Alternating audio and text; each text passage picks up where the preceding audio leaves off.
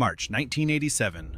Commander William Hayes stands in the SOSUS control room at Keflavik, watching 3 Soviet Akula-class submarines cross the GIUK gap without triggering a single hydrophone alarm. Boats that should be screaming across his waterfall display at 45 decibels are generating less noise than background shipping traffic. For 30 years, NATO's billion-dollar acoustic network has given the West 2 to 3 hours of warning before Soviet missile submarines reach launch positions off the American coast.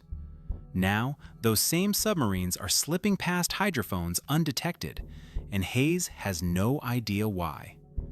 The gap between detection and launch position has collapsed from 100 miles to less than 15. Earlier that winter, Soviet Northern Fleet submarine K-211 departs Polyarny Naval Base, its 7-blade bronze propeller spinning at 140 RPM. The moment the boat clears the harbor, NATO hydrophones at Andoya pick up the signature at 85 nautical miles, tracking the submarine across the Barents Sea before it even reaches open water. This is not stealth. At 42 decibels, K-211 broadcasts its position like a foghorn, detectable long before it can threaten any Western target. Every Soviet ballistic missile submarine faces the same problem. At 18 knots, microscopic imperfections on each propeller blade create low-pressure zones that collapse into cavitation bubbles. The result is a continuous roar radiating through the water column, peaking in the frequency range where hydrophones are most sensitive. NATO SOSUS arrays are designed to detect exactly this signature at 60 miles or more. Soviet engineers know the source: rough blade surfaces, machined on outdated lathes that leave tool marks deep enough to seed thousands of cavitation sites every revolution. Baltic Shipyard Chief Engineer reviews acoustic test data in early 1983. Every Soviet ballistic missile submarine radiates at 42 to 48 decibels, detectable at ranges exceeding 60 miles. American Ohio-class boats, by contrast, remain undetected at 15 miles under identical sea conditions. Soviet hulls are quiet. Reactor cooling systems are adequate, but propeller noise alone gives away the entire fleet. The gap is not design philosophy or funding. It is manufacturing precision. Soviet Ministry of Defense sets the requirement in March 1983. Reduce propeller noise by 20 decibels within 36 months, or the entire SSBN fleet remains a first strike target rather than a credible second strike deterrent. 20 decibels would bring Soviet submarines within range of Western acoustic performance, making them survivable in a nuclear exchange. The deadline is not negotiable, but the engineering path is unclear. The constraint is manufacturing. Soviet 3-axis lathes can hold only 0.4 to 0.6 millimeter tolerance on blade surfaces, leaving visible tool marks that seed cavitation at any operational speed. Western manufacturers achieve 0.01 millimeter finish using multi-axis CNC mills, but those machines are explicitly banned from export to Warsaw Pact nations under COCOM controls. The gap between what Soviet engineers need and what Soviet factories can produce is 50-fold. Western COCOM export controls specifically ban any milling machine above 3 axes or 0.1 millimeter precision from sale to the Soviet Union. The restriction targets exactly the tools needed to machine silent propellers, because NATO strategists understand that acoustic advantage depends on manufacturing capability as much as submarine design. For Soviet naval engineers, the ban is absolute. Baltic Shipyard cannot build the machines domestically, and no Western manufacturer will risk violating export law. Until someone does. March 1983. A Toshiba Machine Company sales director meets a Soviet trade delegation at a Tokyo Industrial Expo. The Soviets inquire about large-format CNC mills for turbine production, a plausible civilian application that requires high precision and multi-axis control. Toshiba's MBP-110 mill offers 9-axis simultaneous control, 0.01 millimeter repeatability, and a 5-meter gantry, exactly the capability needed to machine submarine propellers in a single continuous setup. The conversation remains polite technical, and carefully vague about end use. Japanese export law requires MIDI approval for COCOM-restricted machine tools, but Toshiba files paperwork listing the MBP 110 mills as 3-axis units with optional rotary tables. The distinction is semantic but legal. Each axis filed separately suggests modular components rather than an integrated system capable of synchronized multi-axis machining.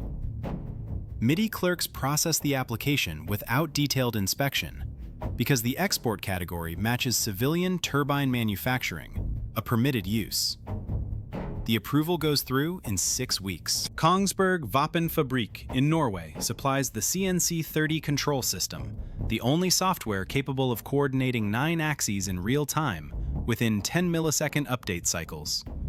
Without synchronized control, each axis drifts independently, and the cutting tool destroys a $3 million propeller blank within 90 seconds. The Kongsberg system samples position sensors at 100 Hz and adjusts motor commands continuously, holding all 9 axes within 0.01 mm tolerance. It is the brain that makes the Toshiba mills useful, and it is equally restricted under COCOM rules. 4 Toshiba mills and Kongsberg control systems shipped to Leningrad between May and August 1984, routed through third-party freight forwarders to avoid direct inspection. Each machine is created as industrial turbine equipment, a classification that triggers minimal custom scrutiny. The forwarders handle documentation in multiple jurisdictions, breaking the chain of custody so that no single customs agent sees both the origin and destination.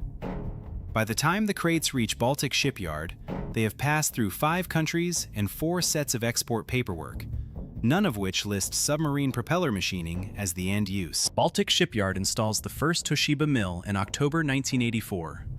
The machine occupies a dedicated bay with climate control and vibration isolation, because even a 0.02 mm shift in the foundation would ruin the precision advantage.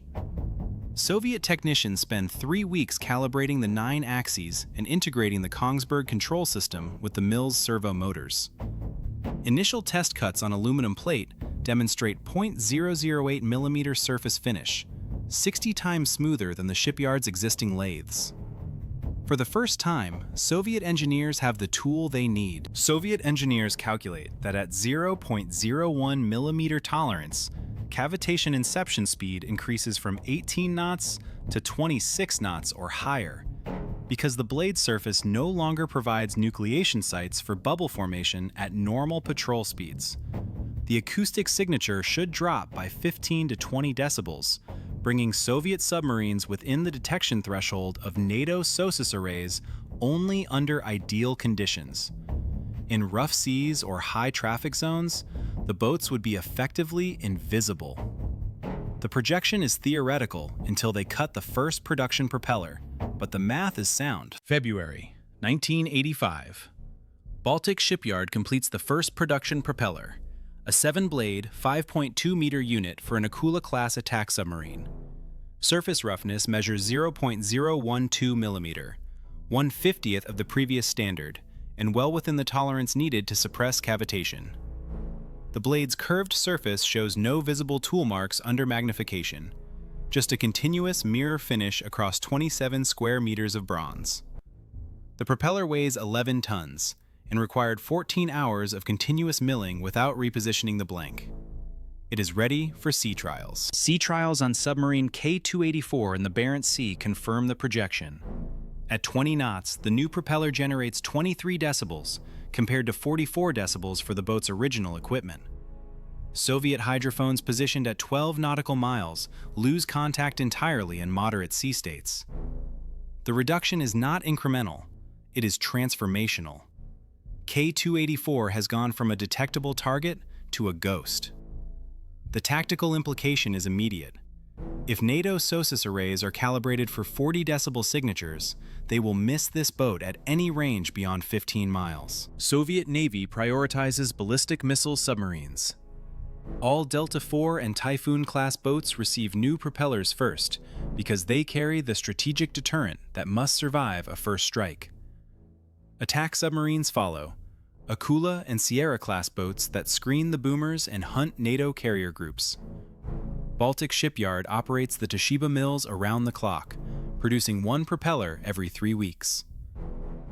By mid-1985, 8 submarines have been retrofitted. By year's end, the count reaches 18. NATO has no idea the campaign is underway. NATO SOSUS operators begin logging ghost contacts in late 1985. Boats tracked on departure from Polyarny or Severomorsk vanish from hydrophone arrays within 40 miles of port, reappearing only on magnetic anomaly detectors near the GIUK gap choke points. The operators assume equipment malfunction or seasonal thermocline shifts because the alternative, that Soviet submarines have become 20 decibels quieter, seems impossible without intelligence warning. The pattern repeats across the North Atlantic and Norwegian Sea through the winter of 1986. By mid-1986, SOSUS stations across the GIUK gap report a 60% drop in confident submarine classifications. Boats that should generate 40 decibel signatures are producing 20 to 25 decibels, below ambient noise in rough seas or near commercial shipping lanes. The technicians can sometimes detect faint tonals matching Soviet blade rates, but the broadband cavitation noise that makes classification reliable has disappeared. Operators begin filing possible contact reports instead of confirmed tracks, a bureaucratic admission that the network is no longer performing as designed. The pattern emerges only after 18 months of tracking. Every Soviet submarine returning from extended overhaul after mid-1985 shows a 15 to 20 decibel noise reduction. The change is not gradual or incremental, it is binary. Boats that enter dry dock loud come out silent. This points to a systematic retrofit, not progressive improvements in hull coatings or reactor quieting. CIA acoustic analysts conclude that the USSR has acquired Western-level milling technology because nothing else explains the uniform acoustic transformation across multiple submarine classes. A CIA report in October 1986 confirms that the Soviet Union acquired advanced milling technology, but the machines were delivered at least 2 years earlier, meaning 25 to 30 Soviet submarines are already running silent. The intelligence failure is strategic. NATO spent 24 months tracking acoustic anomalies without connecting them to export control violations. And by the time confirmation arrives, the retrofit campaign is nearly complete. The Northern Fleet Boomer Force, the primary target of SOSUS surveillance, has already transitioned. The detection network built over 30 years is now facing an adversary it was never designed to hear. A propeller blade moving through water at 20 knots creates a low-pressure zone on the back surface. If the pressure drops below the vapor pressure of seawater, roughly 2.3 kilopascals at 10 degrees Celsius, dissolved gases form microscopic bubbles. This is cavitation inception, the moment when the blade begins to generate noise. The speed at which inception occurs depends entirely on how smooth the blade surface is, because every imperfection acts as a nucleation site where bubbles form more easily. A perfectly smooth blade delays inception. A rough blade guarantees it at any operational speed. These bubbles collapse violently when they move into higher pressure water behind the blade, releasing energy as shock waves. Cavitation noise radiates at frequencies from 500 Hz to 50 kHz, peaking around 3 to 8 kHz, where human hearing and hydrophones are most sensitive. Each bubble collapse is tiny, but a propeller spinning at 140 RPM with 7 blades produces 980 collapses per second, creating a continuous roar that propagates hundreds of miles through the ocean. The noise is not a byproduct. It is the direct acoustic signature of surface roughness translated into sound. Surface roughness determines cavitation inception speed. A 0.5 mm finish creates thousands of nucleation sites across a single blade. A 0.01 mm finish creates nearly none. The difference is not subtle. At 0.5 mm roughness, cavitation begins at 16 to 18 knots. At 0.01 mm, inception speed rises above 26 knots, well beyond the 18 to 22 knot patrol speeds of Soviet ballistic missile submarines. Eliminating roughness does not reduce noise. It eliminates the noise source entirely at operational speeds. This is why the Toshiba mills matter. Traditional 3-axis lathes cut propeller blades by rotating the blank and moving a single tool along 2 linear axes. The blade's complex curvature requires constant repositioning, leaving visible tool paths and 0.4 to 0.6 millimeter roughness. Each reposition introduces a discontinuity where the tool enters and exits the material, creating steps and ridges that seed cavitation. Soviet machinists can minimize these marks through skill and patience, but the physics of 3-axis cutting imposes a hard limit. The lathe simply cannot follow a curved surface continuously. A 9-axis mill adds 6 rotary axes, 3 for the blank and 3 for the cutting head. This allows the tool to follow the blade's curved surface in a single continuous path without repositioning, eliminating tool path discontinuities. The cutting head tilts, rotates, and translates simultaneously, maintaining constant contact angle with the blade surface across its entire 5-meter span. The result is a finish of 0.008 to 0.015 millimeter, achieved in one 14-hour pass instead of dozens of manual repositions. The machine does not work faster, it works without interruption, and that continuity is what creates the mirror surface. The Kongsberg CNC30 control system samples position sensors at 100 Hz and updates motor commands at 10 millisecond intervals, keeping all 9 axes synchronized within 0.01 millimeter. Any drift beyond this tolerance causes tool chatter, where the cutting edge vibrates against the workpiece instead of shearing cleanly. Chatter ruins the surface finish in seconds, and can snap a carbide tool worth thousands of dollars. Real-time synchronization requires the control system to predict each axis's position 10 milliseconds ahead, compensating for servo lag and mechanical compliance, so that all 9 axes arrive at the programmed coordinates simultaneously.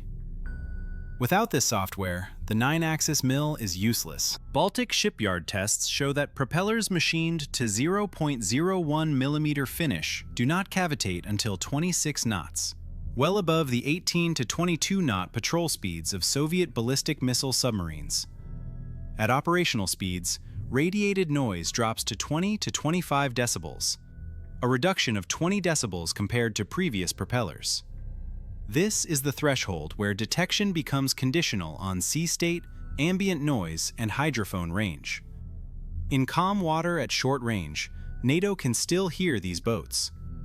In rough seas or high traffic zones, they vanish entirely. SOSUS hydrophones are calibrated to detect tonal signatures above 30 decibels at 50 nautical miles or more.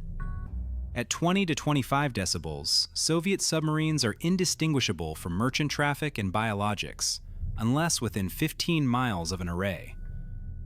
The detection network assumes every Soviet submarine radiates at least 40 decibels, a baseline set by acoustic data collected throughout the 1970s and early 1980s. That assumption is now obsolete. NATO's billion-dollar hydrophone network is listening for a signature that no longer exists. And there is no quick fix, because the physics of passive sonar has not changed, only the target. January 1987.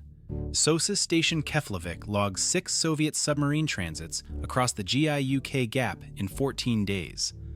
Only 2 generate confident classifications. The other 4 are possible contacts that fade into ambient noise within 30 miles. This is not a single anomaly or a seasonal shift. It is a collapse in detection capability across the most surveilled choke point in the North Atlantic.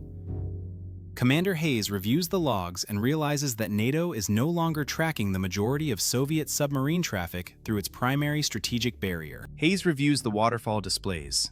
The faint tonals match Soviet blade rates and reactor signatures, but the broadband noise is 15 to 20 decibels below what the same hull classes produced 18 months earlier. The tonals confirm these are Soviet submarines, not neutral shipping. But without the broadband cavitation signature, SOSUS cannot maintain track beyond visual range of the arrays. The detection gap is not equipment failure. It is an adversary that has become acoustically invisible to the sensors designed to find it. NATO anti-submarine warfare doctrine assumes 60 nautical miles of warning time between SOSUS detection and Soviet submarines reaching launch positions off the U.S. East Coast. That margin has collapsed to 10 to 15 miles, less than 30 minutes at patrol speed. The doctrine was built on acoustic dominance. Detect the submarine far from its target, vector in patrol aircraft or attack submarines, and maintain continuous track. At 15 miles, there is no time to vector assets. The submarine is already in launch range before NATO can respond. U.S. Navy deploys P-3 Orion aircraft with magnetic anomaly detectors to cover SOSUS gaps. MAD requires overflight within 1,000 feet of the submarine because it detects the distortion in Earth's magnetic field caused by a large steel hull. It is far less efficient than passive sonar. Patrol costs jump from $50,000 per SOSUS detection to $2 million per MAD sortie. The Navy cannot afford to patrol every square mile of the North Atlantic at low altitude, so coverage becomes selective, prioritized by intelligence estimates of Soviet patrol routes. The hydrophone network that once provided comprehensive surveillance now offers only hints. Pentagon convenes an emergency review in February 1987. The question is not whether the Soviets acquired Western milling technology, that is confirmed through intelligence channels, but whether NATO can adapt faster than the USSR can retrofit its remaining fleet. Analysts project that 40 to 50 Soviet submarines will have silent propellers by 1989, including the entire Northern Fleet ballistic missile force. The review concludes that passive acoustic detection can no longer serve as the foundation of NATO anti-submarine warfare. Sonar technicians at Keflavik begin cross-referencing SOSUS gaps with satellite imagery of Soviet shipyards, counting submarines in dry dock, and estimating retrofit timelines. Each dry dock cycle takes 8 to 12 weeks, including propeller removal, installation, and sea trials. Baltic Shipyard operates 2 dry docks simultaneously, and a second facility at Severodvinsk is now producing propellers using Toshiba-machined tooling. The analysis suggests the Soviets can retrofit their entire operational submarine fleet within 30 months of the first delivery. By mid-1987, they are already 2/3 complete. The strategic calculus inverts. NATO's acoustic advantage, built over 30 years and $8 billion in SOSUS infrastructure, is now a liability. Every dollar spent upgrading passive hydrophone arrays is a dollar not spent on active sonar, satellite surveillance, or undersea autonomous systems. The Pentagon faces a choice: continue investing in a detection method the adversary has defeated, or accept the sunk cost and pivot to technologies that do not depend on the enemy radiating noise. The decision is financial as much as tactical. By mid-1987, the U.S. Navy redirects $4.2 billion from SOSUS upgrades to active sonar development and satellite radar programs. Active sonar does not wait for the submarine to make noise. It transmits a pulse and listens for the echo, detecting the hull regardless of propeller acoustics.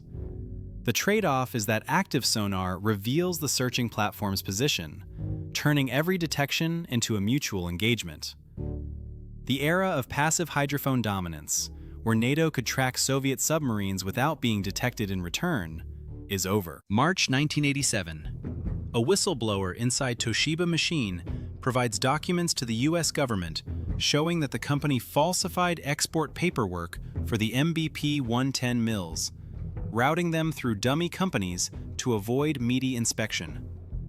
The documents include shipping manifests, internal memos acknowledging COCOM restrictions, and payment records tracing the transaction to Soviet accounts. The evidence is definitive. Toshiba knowingly violated export controls, and Kongsberg Wapenfabrik supplied the control systems with full awareness of the end use. The scandal breaks publicly within days. U.S. Congress holds hearings in June 1987. Testimony confirms that 4 Toshiba mills and Kongsberg control systems were delivered to Baltic Shipyard in 1984, enabling the Soviet Union to produce near-silent propellers for the first time. Witnesses include intelligence analysts, COCOM officials, and representatives from both companies. The hearings reveal gaps in export enforcement. Toshiba exploited paperwork loopholes, and COCOM lacked the resources to inspect every high-tech shipment bound for neutral intermediaries. The violation was preventable, but not detected until years after the damage was done. Toshiba Machine is fined $15 million and banned from U.S. defense contracts for 3 years. Kongsberg Våpenfabrik executives face criminal charges in Norway, though most are later reduced to administrative penalties.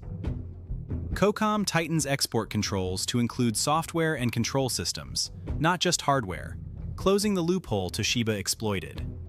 The penalties are symbolic: $15 million against the strategic cost of rendering NATO's acoustic surveillance obsolete. The fine does not reverse the Retrofit campaign or restore SOSUS effectiveness. The immediate damage is irreversible. By 1988, 45 Soviet submarines have silent propellers, including the entire Northern Fleet ballistic missile force and most first-line attack boats. NATO's SOSUS network, designed to provide 2 to 3 hours of warning before missile launch, now offers less than 30 minutes in most scenarios. The Soviets did not invent a new submarine. They acquired the single manufacturing capability that NATO's detection strategy assumed they would never possess. The Retrofit campaign is complete before the West can respond. U.S. Navy accelerates deployment of active sonar systems, including the AN/SQS-53C, along with satellite-based radar surveillance and autonomous underwater vehicles. These technologies cost 5 to 10 times more than passive hydrophone arrays per detection, because they require powered transmission, complex signal processing, and platforms that can move to search areas rather than waiting at fixed locations. The shift represents a fundamental change in anti-submarine warfare, from invisible listening to mutual detection, where finding the enemy also reveals your position. Soviet engineers at Baltic Shipyard continue refining the milling process through the late 1980s, achieving 0.005 millimeter surface finish by 1989. This pushes cavitation inception speed above 28 knots, well beyond any operational requirement. But the Soviets pursue the margin as insurance against future Western detection improvements. CIA analysis later shows that Soviet propeller noise remained below 25 decibels until the USSR collapsed in 1991. Even as the Cold War ended, the acoustic advantage persisted, undiminished. The long-term legacy is doctrinal. The Toshiba-Kongsberg scandal exposed the fragility of technology export controls during the Cold War and forced NATO to abandon 30 years of acoustic-centric anti-submarine warfare doctrine in favor of multi-sensor fusion. Modern submarine detection integrates passive sonar, active sonar, magnetic anomaly detection, satellite radar, and autonomous underwater vehicles into a single networked system. No single sensor is sufficient. Detection requires cross-referencing multiple data streams. This approach defines submarine tracking today, and it originated as a response to 4 Japanese milling machines. The scandal demonstrated that export controls are only as strong as the enforcement mechanisms behind them. Toshiba and Kongsberg exploited procedural gaps, filing paperwork that was technically accurate but misleading, routing shipments through neutral intermediaries, and relying on the fact that customs inspectors lacked the technical expertise to recognize 9-axis milling capability disguised as modular components. Post-1987 reforms required end-use verification, expanded controls to include software, and mandated technical inspections for high-precision machine tools. The reforms came too late to prevent the Soviet retrofit, but they reshaped export policy for the remainder of the Cold War. The Toshiba scandal revealed that Cold War military balance depended as much on industrial capability as on weapons design. Soviet submarines were well engineered, but their acoustic signatures were determined by the precision of the lathes that machined their propellers. The USSR could design a quiet submarine. It could not manufacture one until it acquired Western milling technology. NATO's advantage was not superior naval architecture, but superior machine tools. And when that gap closed through illegal export, the strategic balance shifted overnight. The Cold War, in this instance, was fought and nearly lost in machine shops, not at sea. The most dangerous aspect was not the technology transfer itself, but the 2-year intelligence lag between delivery and confirmation. From mid-1984 to late 1986, NATO operated under the assumption that its SOSUS network provided comprehensive submarine surveillance, while in reality, the Soviet Northern Fleet was systematically transitioning to silent running. During those 24 months, Soviet ballistic missile submarines conducted patrols with near impunity, and NATO had no awareness that its strategic warning time had collapsed. The intelligence failure was not a lack of data, but a failure to interpret acoustic anomalies as evidence of a fundamental technology shift. The 4 milling machines cost Toshiba $3 million in sales and $15 million in fines. They cost NATO an estimated $17 billion in SOSUS infrastructure rendered obsolete overnight, plus the additional cost of developing and deploying alternative detection technologies. The calculation is stark. A single export control violation, exploiting a procedural loophole, negated 3 decades of investment in the West's primary strategic surveillance system. The economic asymmetry is the scandal's most striking feature. Toshiba's commercial transaction produced strategic consequences worth thousands of times the sale price. The Toshiba-Kongsberg scandal came within 2 years of eliminating the West's ability to track Soviet missile submarines during the final, most dangerous phase of the Cold War. Had the machines been delivered in 1982 instead of 1984, or had intelligence confirmation been delayed until 1988, the entire Soviet SSBN force would have operated undetected for years, fundamentally altering the strategic balance and undermining NATO's confidence in its second strike detection capability. 4 milling machines, a control system, and a procedural loophole brought the Cold War closer to a silent, undetectable Soviet advantage than any prior espionage success. The submarine propeller, machined to 1/100th of a millimeter, nearly changed history.